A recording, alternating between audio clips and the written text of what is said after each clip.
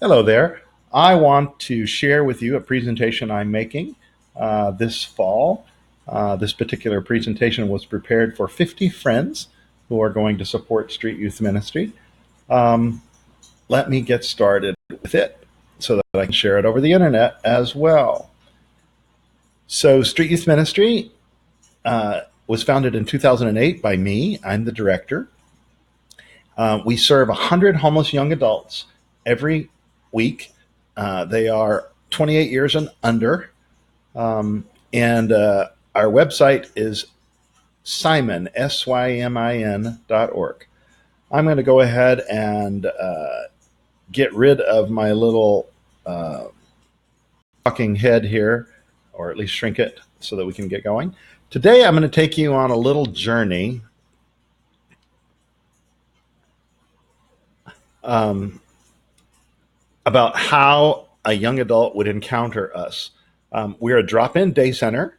Um, we began as a growing series of once a week events, and now we're open 6 days a week and we have 7 staff members. We're located right across the street from UT campus because that's historically where the highest concentration of homeless young adults have been in Austin. So I'm going to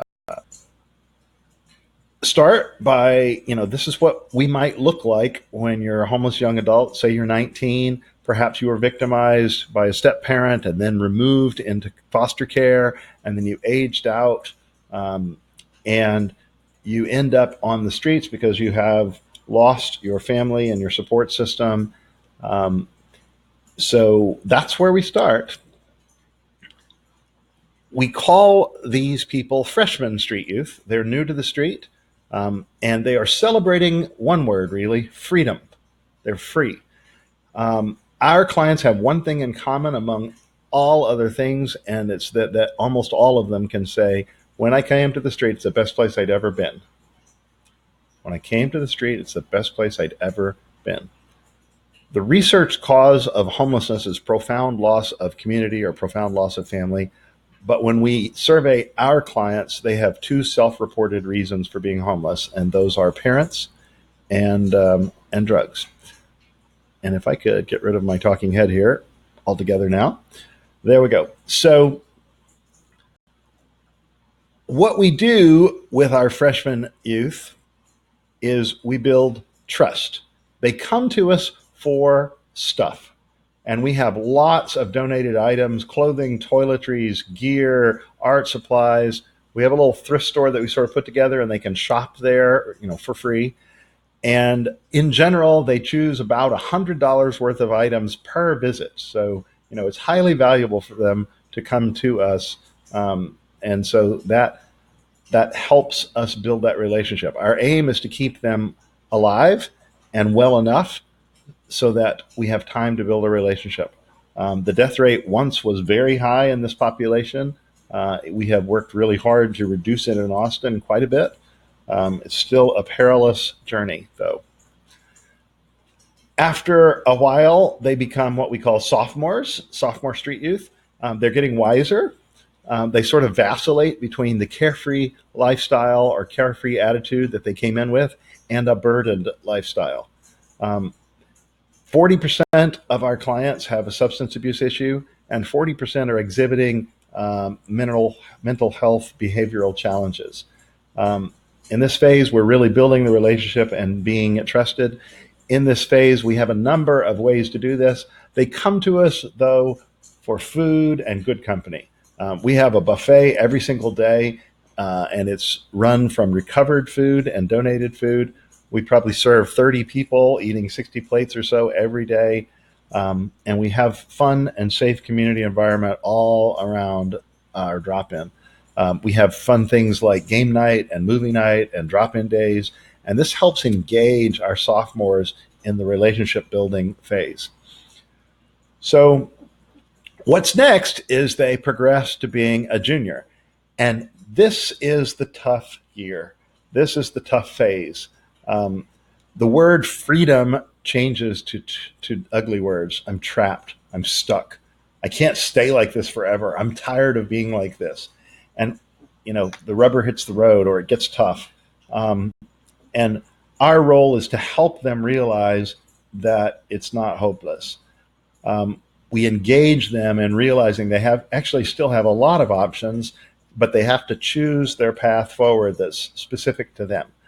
Um, and what we do is engage them here. We inspire them. Um, we Our goal is to give them about a year of counseling equivalent. That's 40 hours of discussion, and have at least 10 deep conversations that matter.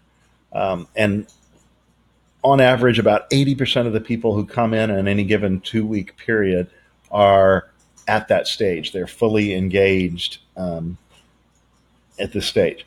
How do we do that? We have therapeutic groups like art group for self-expression of trauma, whether it be childhood or trauma received on the street.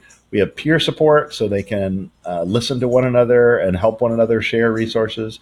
We have girls group for bringing out special issues around being a woman and on the street. We have faith groups. We have talent night.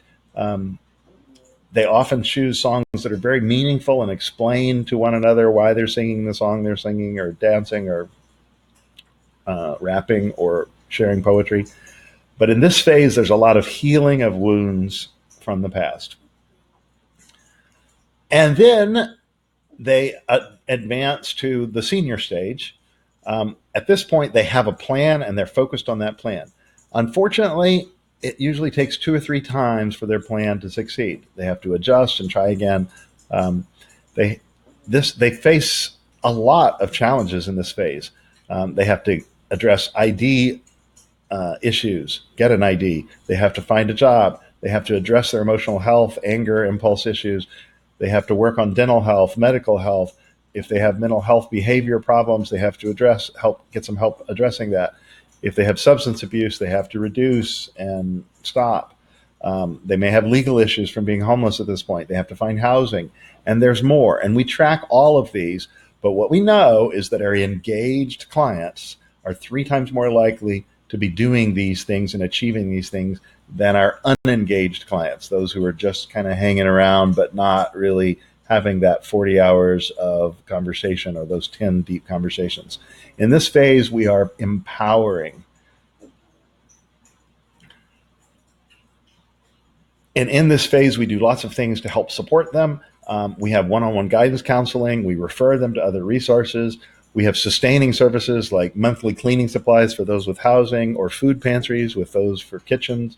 Um, our unengaged client group achieves some milestones forward, but our engaged client group achieves 8 times more goals per month. And that's just amazing. One of the things we try to do is listen to our clients and find a fresh approach to helping them. Um, so, um, After they've gone through these 4 phases, they are a recovered street youth. And testimony walks through the door every week. We get messages and notes monthly. People walk in and say, "You're not going to believe this, but I'm doing great. I have a job. I got married. I have a kid. I have a house. I have a car." They make it. And we don't claim their hard work or their success. It was hard and it was challenging for them, but we are part of their story. And by being here today, you have a chance to become part of their story too. Um, you've heard a little bit about what we do. We keep lots of statistics because I'm a former engineer. Each hour of work with our clients costs on average $21. So your gift matters. You can pay for another hour of that client interaction that helps move them along this path and move them into recovered street youth. So here's some resource links. We have a very active Facebook page. We encourage you to follow it.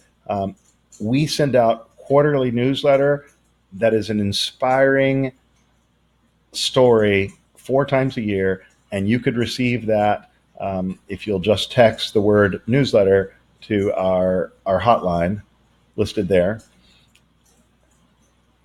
We have volunteer opportunities. We have in-kind needs. Right now, our biggest needs are long pants for men, all sizes. You can donate online to support us. And if I have raised questions that I'm not able to answer for you directly, you can email us at info and we'll get back to you. So thank you very much. Bye.